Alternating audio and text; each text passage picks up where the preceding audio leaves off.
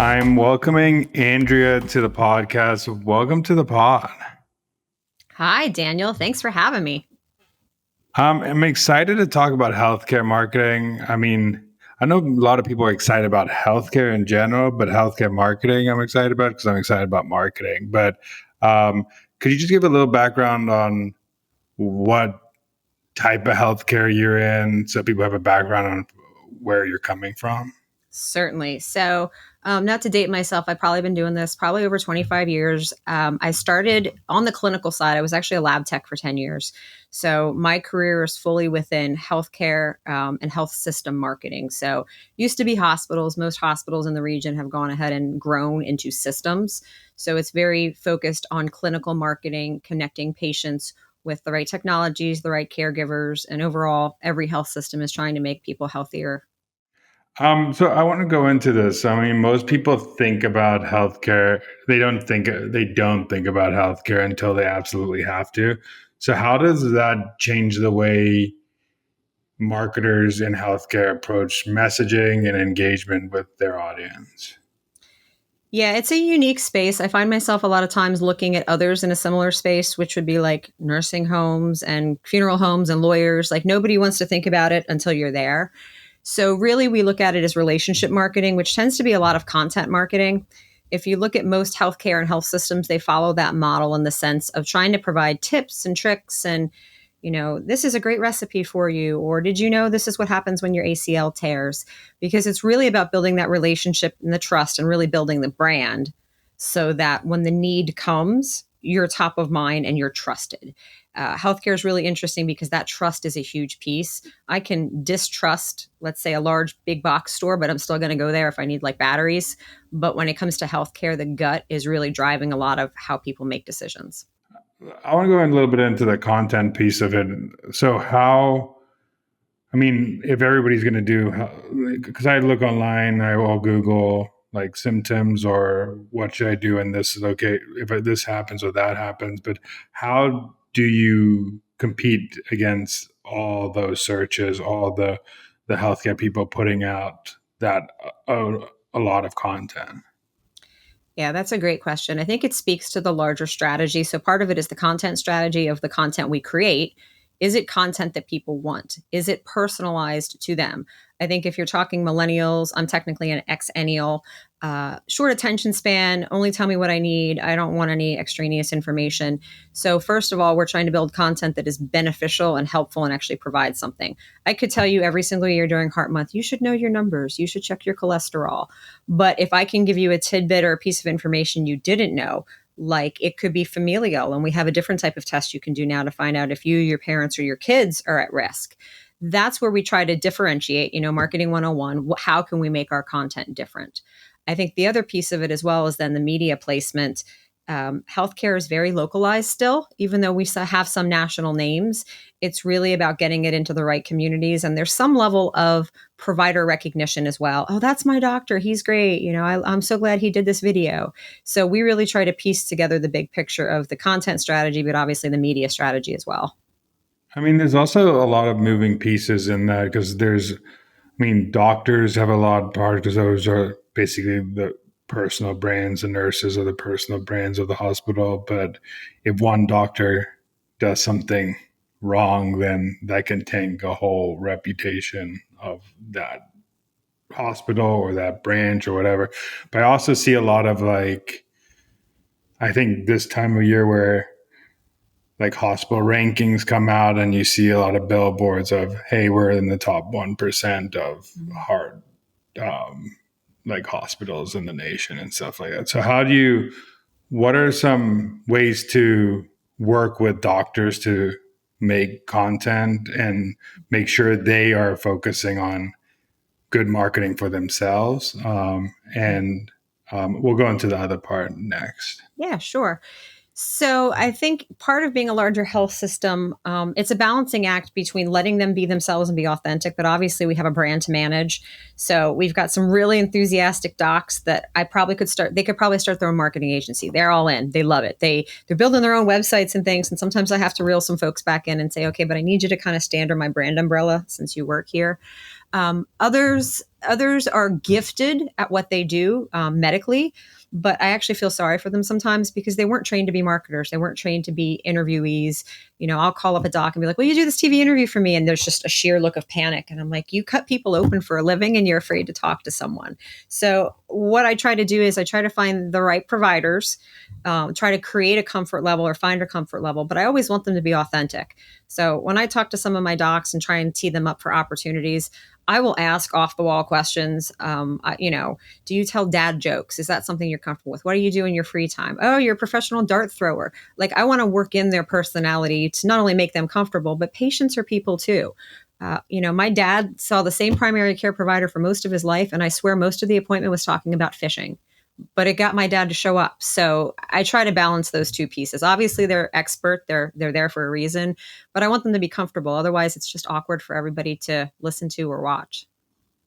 Yeah, and I mean the other part of it, I mean, is if your dad's going to that person for a long time, he's probably word of mouth talking, hey, this is the best primary care doctor in the area. You should really go to that. So if, I Mhm. mean, it's kind of a spiraling. Like I just moved to Miami. I was looking for doctors. So I went to go, the first thing I went to do, I did Google first, but then I would ask all my friends to verify Mhm. in Miami, like, is this a good place to go? Is that a good place to go? Should I avoid this? Should I avoid that? And the websites that did have the best, like doctor rankings and um, the doctors that showed their personality more were also how the front desk showed Mhm. up. It's like there's so many moving parts, so it's so interesting to me. Like, you as a marketer have to balance like not only the personalities, but like the people in the front, the people in the back, like the things that they hand out, the things that they don't hand out. It's a huge moving puzzle that you have to figure out. Yeah, so there's a lot of, I mean, it's branding and it's culture, which culture is an overused word, but it's the culture of a health system has to be, it takes one person. It takes one person to make a difference in a positive way. It takes one person to make a difference in a negative way. So I've worked in places where we've had rock star receptionists that people will rave about the receptionist. I mean, that's a huge win. It's not always about the actual provider, it's about your full experience. But the interesting thing, I'm glad you brought up how you were looking for providers, is especially being marketers, there's so much data. And there's marketing data, but in healthcare, there's quality data, which is so difficult to communicate to patients, and so difficult if you don't live in this space to decipher. So you said hospital rankings are coming out. I make the assumption sometimes I use my parents as my focus group of two. I'll say, hey, what do you think of that billboard? And see how they took that in. But you could see a billboard that says, such and such hospital was a 3-star winner. But do you know how many stars they could have had? Is it 3 out of 5? Is it 3 out of 10?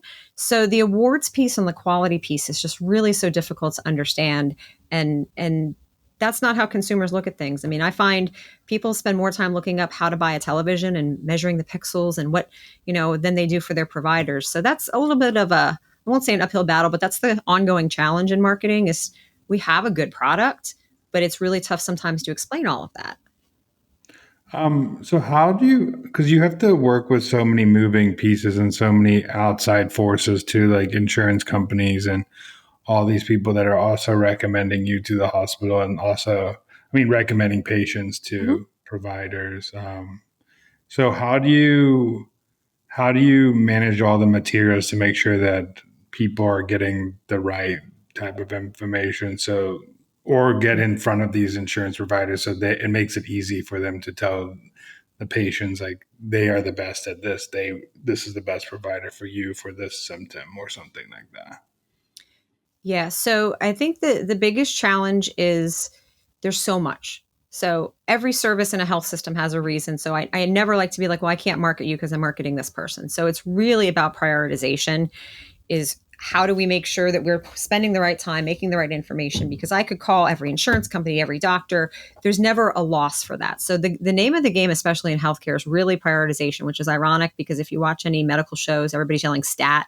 We're kind of the same in the marketing department. Like, oh my gosh, there's a new provider. We need a plan stat.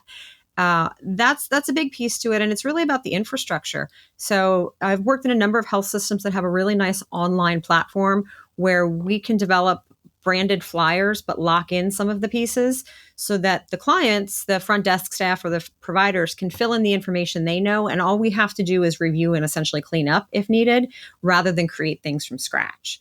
But a lot of times, that's the reason we have everything come through a centralized department. I've done very complex approvals processes where 5 and 6 leaders need to review it before it goes out.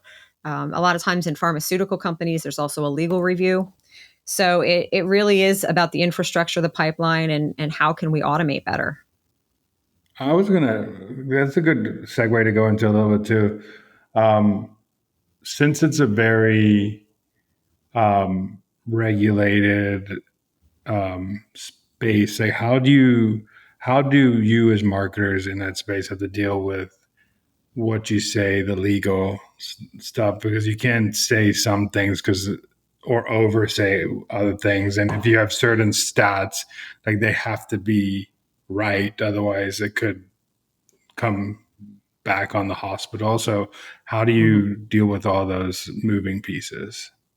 You become paranoid very quickly, but being paranoid is not necessarily a bad thing. It keeps you out of trouble. I think the biggest challenge I see is actually when you get into the digital space, because PHI, or protected health information, when you look at digital, technically I could follow your journey. I could target you with a digital ad on headaches. You could come to a health system website. I could see that Daniel came to the health system website. I can pull profiles on the back end, but we reach a point where I know too much about you now based on a medical condition.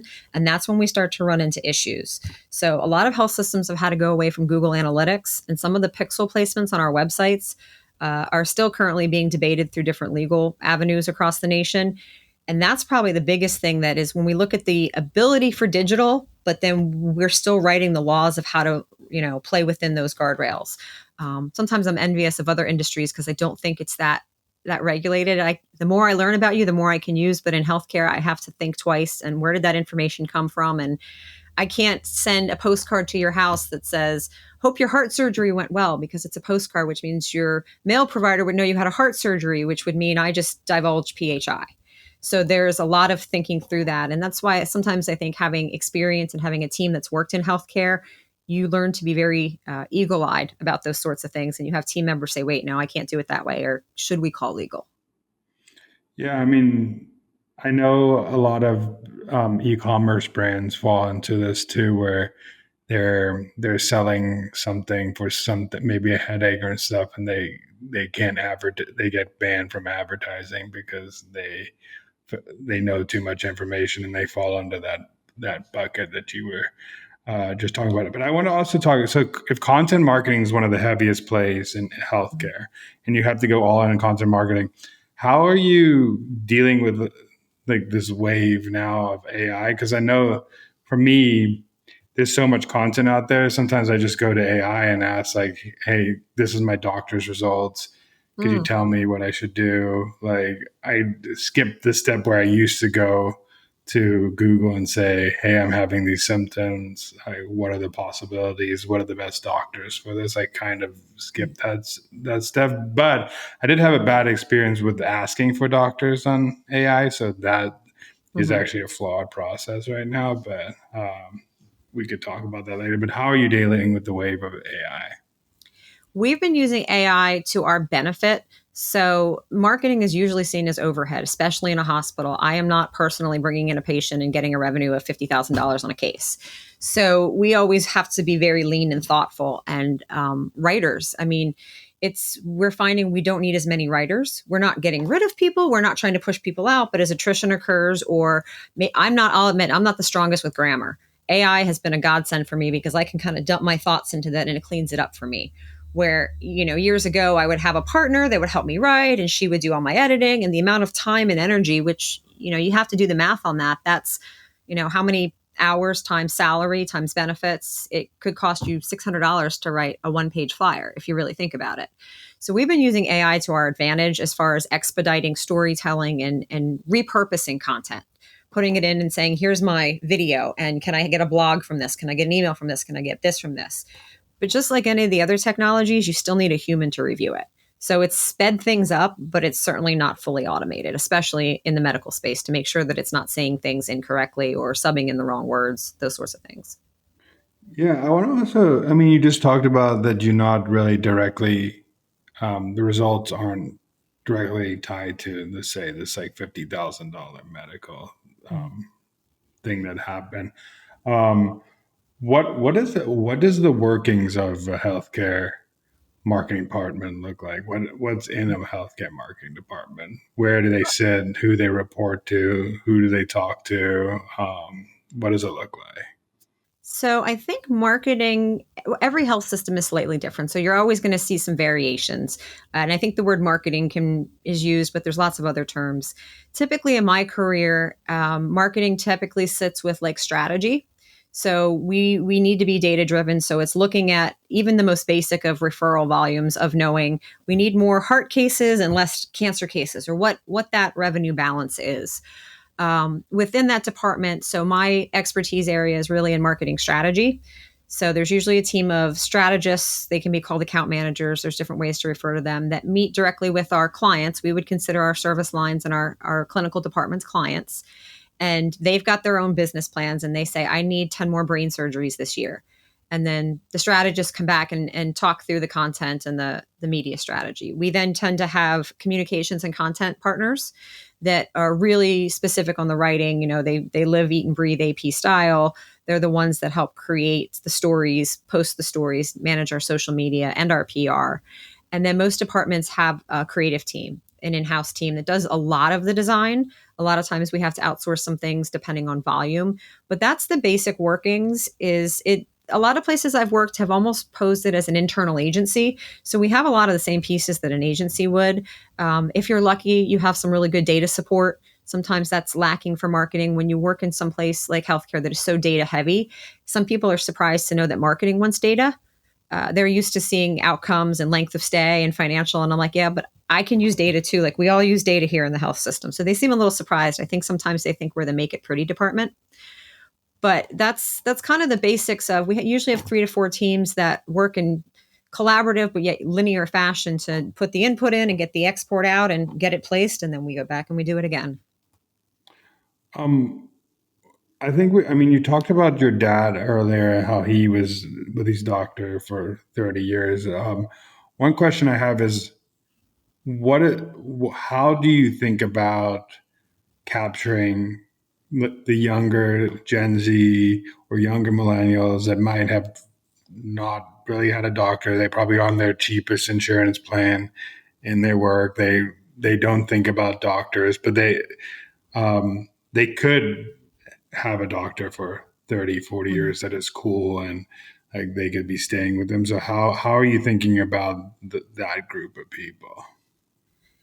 So what I see a lot with that space, and like I said, I'm kind of on the upper end of it, but is the convenience aspects. So if anything positive came out of COVID, I think it was the fact that we adapted very quickly, especially in healthcare, to virtual care. And that's something I myself I can schedule all my appointments by myself online like I would at, a restaurant or something else. I can communicate with my provider online. I send messages back and forth. Hey, my prescription didn't go through. Can you fix this? Or this is something I got going on. Is it worth me coming in? There's so much more that we can do digitally. And I think the Xennials, X down through Z are so much more comfortable doing things digitally. I mean, I was joking with someone the other day that if Chipotle could do a rapid strep test at the drive-through, I would probably go grab a burrito and get tested for strep throat. The differing views of what healthcare is by generation is significant. So I've spoken about my dad. There's me. I also have 4 nieces and nephews in their 20s. So it's interesting to listen to what you're saying is no insurance or very light insurance. Many of them see the emergency department as their provider, which taxes health systems, which is not good for the community, but it's also costing them way more money. It's really about trying to intercept that, and it's a strange thing because I don't know that anyone was ever taught how to use healthcare. You either kind of did what your parents did, or if your parents didn't show you, you had a friend that went to a clinic or something, and that's how you learn. And there's such an opportunity to try to teach people in that age group about how to access healthcare in a way that works for them. Yeah, I think that my best friend with healthcare is anxiety. If I didn't have anxiety, I probably wouldn't do as much healthcare stuff as I do. But how do you think about this?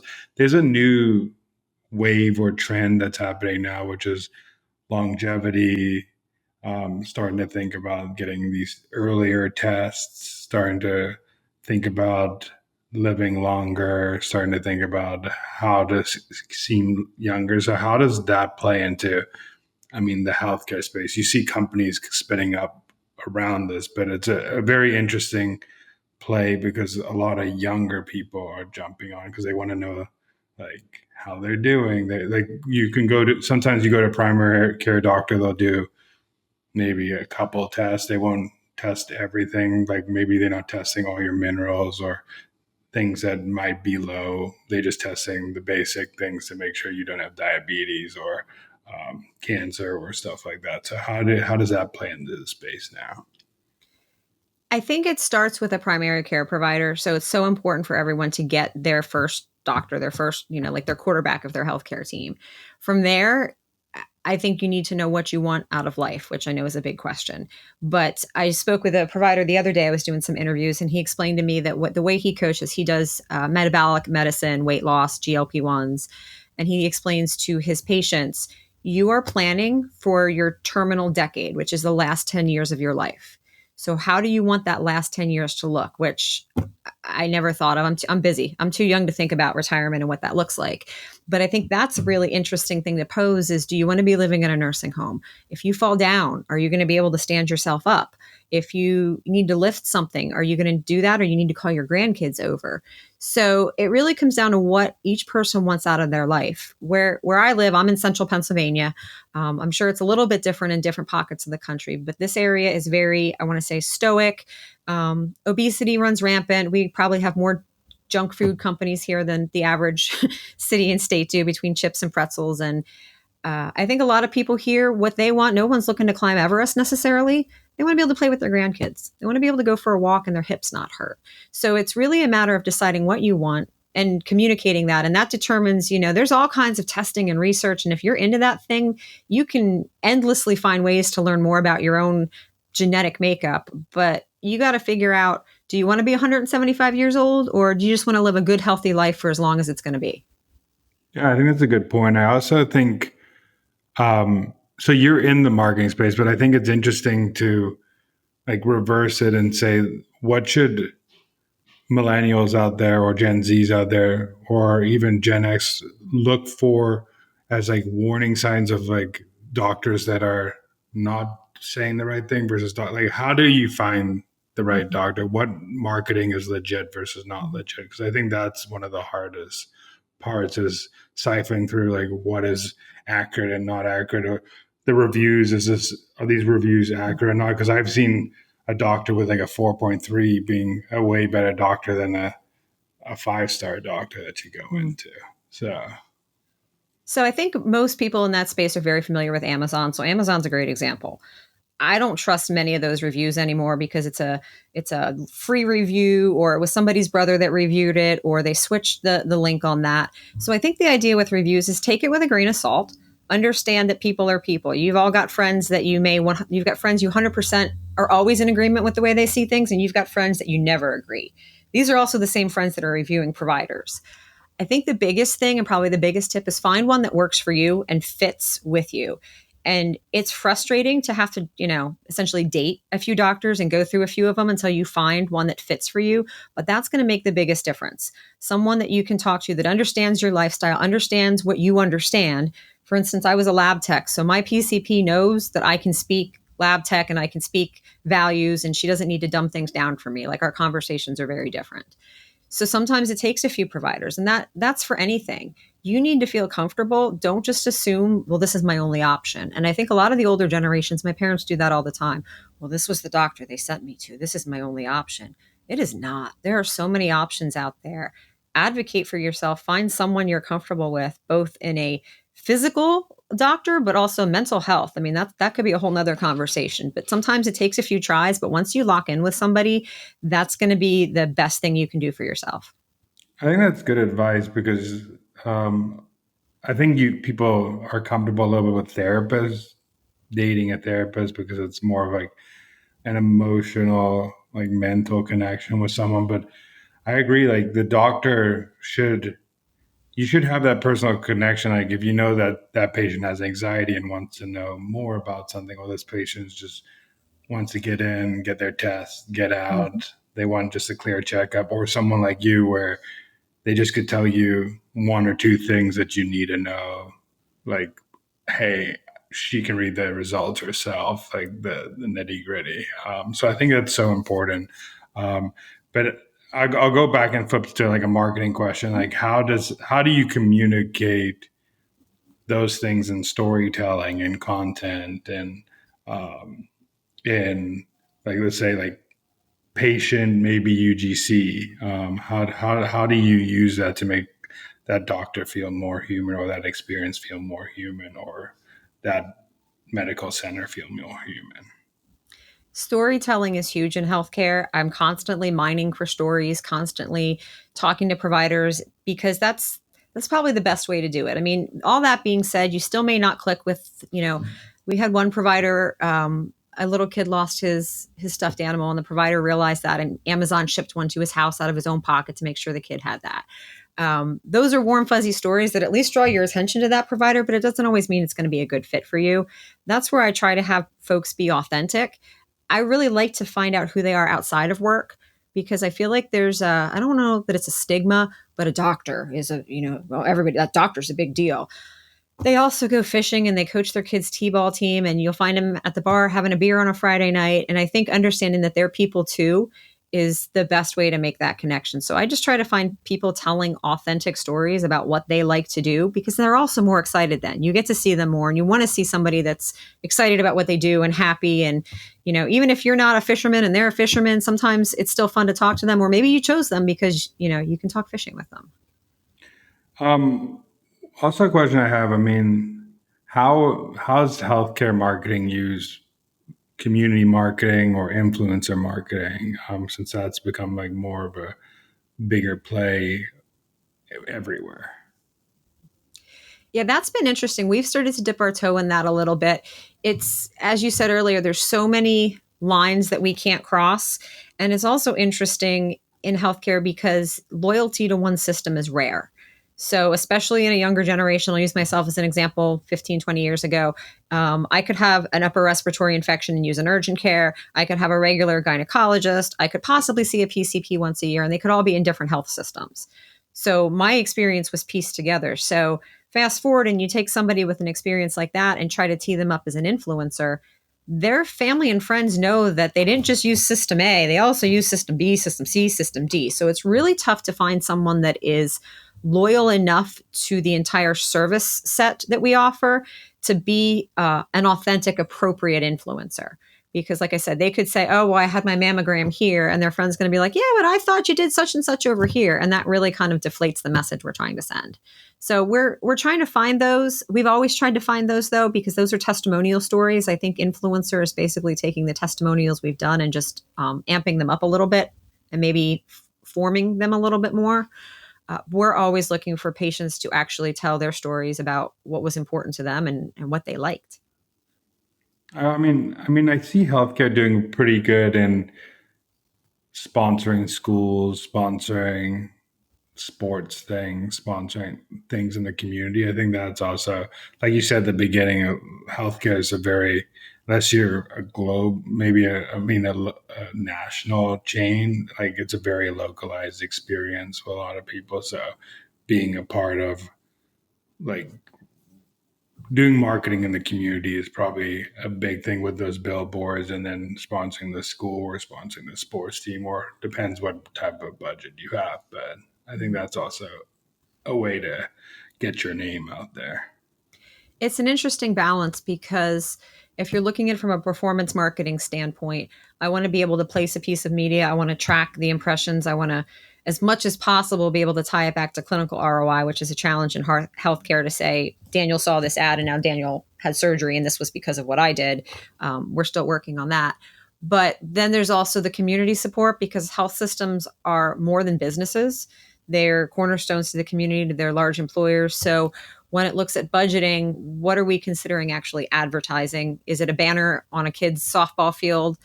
sometimes those things come through marketing. And I think it's a little bit different because we've got things that are sponsorships, we've got things that are advertising, we've got actual performance marketing.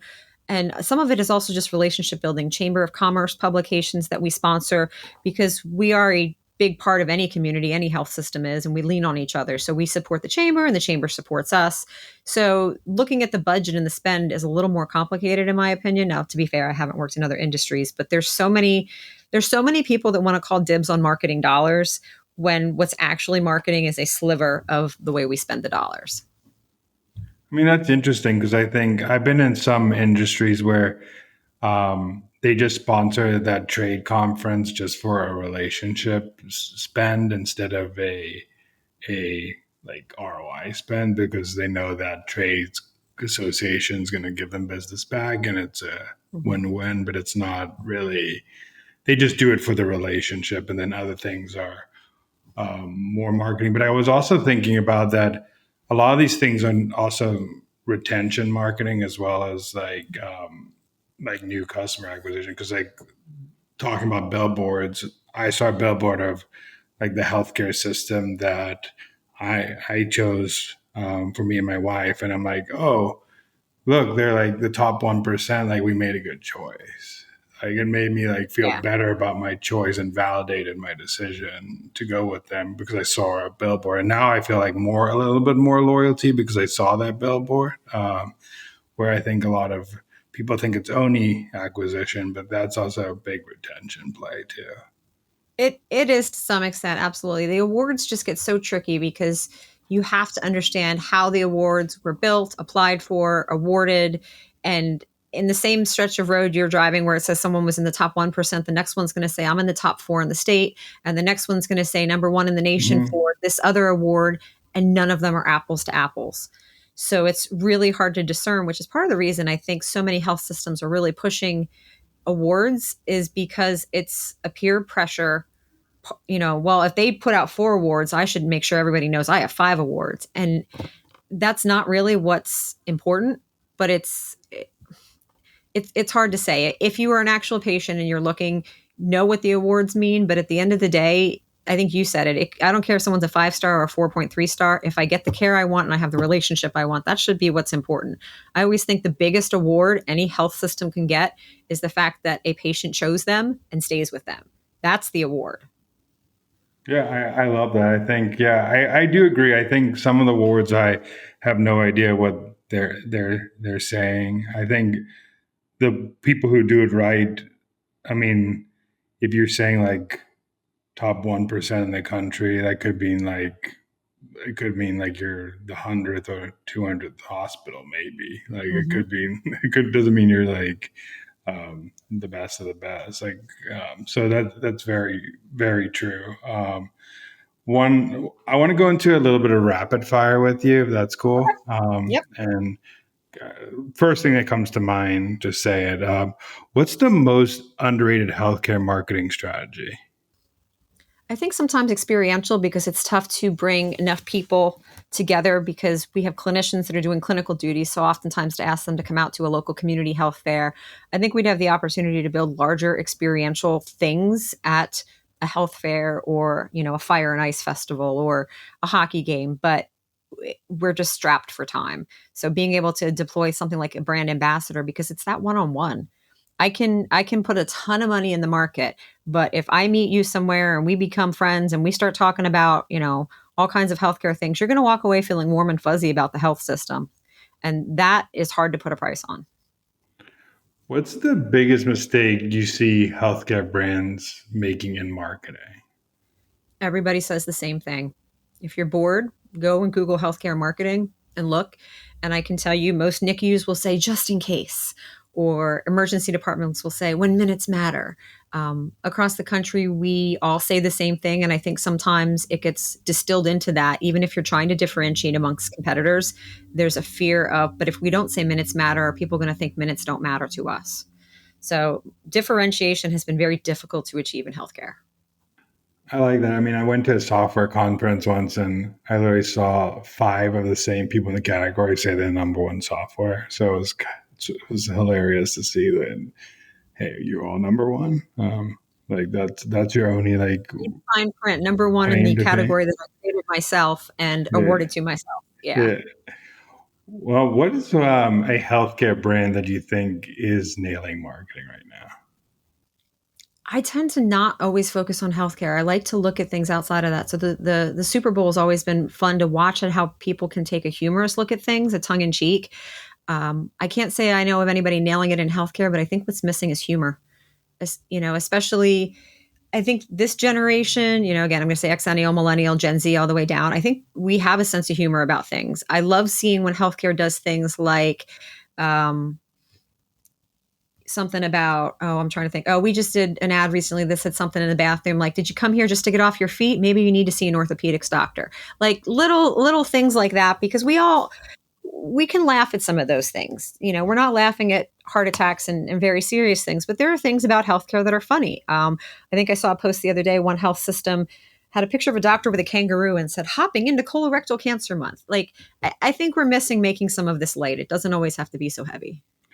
Yeah, I mean, one industry that's like extremely boring that's incorporated um, humor is insurance, and they do Mm-hmm. it pretty well. I mean, healthcare could, if a healthcare brand found the line that they can toe that is funny, but also not insensitive. I think that's the hard part because they don't want to be too insensitive. There, and most marketers are risk averse out there because they don't want to deal with legal. They don't want to deal with Mm-hmm. um, backlash. So it makes sense why people aren't. But yeah, if you could change one thing about healthcare marketing, what would it be?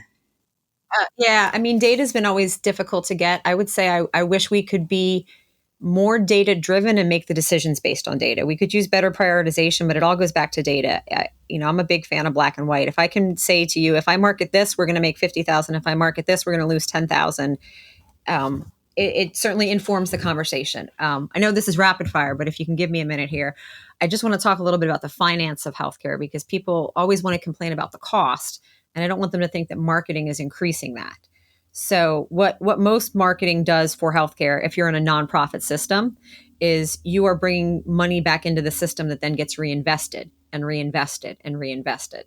So I think that's also something to call out is, my parents have even questioned like, why do you have a job? Why does healthcare do marketing? And I'm like, it actually feeds the system and helps the community. So I just wanted to call that one piece out. But making decisions based on data, but in healthcare, we also have to factor in that there's people involved. I think that's a good point to make. It's just the same as any nonprofit. Like they still have to do marketing, but they also have to get money. Like they have to get money in the nonprofit. Otherwise, how's that nonprofit going to function? So, uh, what's one book or research resource you'd recommend to healthcare marketers? So I want to say most healthcare marketers know this, but there is a book called Joe Public Doesn't Care About Your Hospital. And I feel like there's actually, I think, 5 in the series now. But any industry that works in a space where, like we've said, nobody wants to plan their funeral or find a nursing home, or there's just services in the world that we don't want to look at earlier. This series was written by a gentleman named Chris Bevelow and really talks about that they don't care. Like I've done open houses for cancer centers. Who wants to spend their Saturday afternoon visiting a cancer center just in case? It really helps put you in the mindset of the patient and your audience in that um, we can't market in the same way other people do because people don't care about us until they need us. I think that's a great point. I think anybody who's, I think that it will, honestly, I think a lot of marketers, a lot of people sell, um, they don't, they sell vitamins, not painkillers, as they say, like they sell like preventative stuff. Like people don't, that's why people don't take vitamins because it's like, you don't really see the benefit. Like, but a painkiller, you have a headache, you take Tylenol, you're good. Prevention is a whole nother discussion because it does take time and you could do yourself such a service if you leaned into prevention with your health. But again, I think it goes back to each person's individual. I could live the healthiest lifestyle ever and maybe I don't have any fun. And somewhere I got to figure out what the balance is between fun and healthy. Lastly is what is a marketing hill you would die on? Ooh. Oh gosh, my team would tell you there's probably so many. Um, the Me Too marketing just doesn't do anything. Oh my gosh, the competitor just put an ad out talking about how great they are at this. We have to put our own ad out. It it does both systems a disservice. It's a waste of money. It's a waste of energy. It's a waste of time. I continue to try to educate. Like, marketing is differentiation. Just because they did it doesn't mean we have to do it. Yeah, I mean, it's good to note that they did it, and then you figure out how to be different, or it's way easier to be different than to be better in marketing. So it's, I always lean on the different because better is a hard game to play. Like, and better is such a broad term. Like, what is better? Mm-hmm. Like you don't see what the results of their campaign actually is bringing in or doing anything. So it's like Mm-hmm. just be different, and then you'll stand out. Um, Lastly, where can people find you or what you're doing? That's a great question. LinkedIn is probably the best. So I'm even of an age now. I work fully remote, which is fantastic. So I don't even print business cards up anymore. I just send people to my LinkedIn. So you can certainly look me up, Andrea Becker, on LinkedIn, and it'll show you where I've been, what I've been doing. Kind of an interesting background coming from clinical all the way through marketing and a few things in between. It's actually crazy that like this generation, probably Gen Z more, probably will never ever have a business card. Just that's crazy to think I about. don't Just save them. You know what? That might be the other hill I would die on. I always laugh when I have a client say, well, I need a brochure. And it's kind of like business cards. Tell me what your favorite brochure is. What is that one brochure you keep on your nightstand? It's the best brochure ever.